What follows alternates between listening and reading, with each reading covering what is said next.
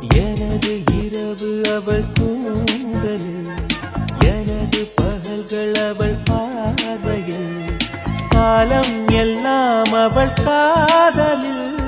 கனவு கலையவில்லை கண்களில், இதயம் துடிக்கவில்லை ஆசையில், வாழ்வும் தாழ்வும் அவள் வார்த்தையில். கண்ணுக்குள் இமையாக இருக்கின்றாள், நெஞ்சுக்குள் இசையாக துடிக்கின்றாள்.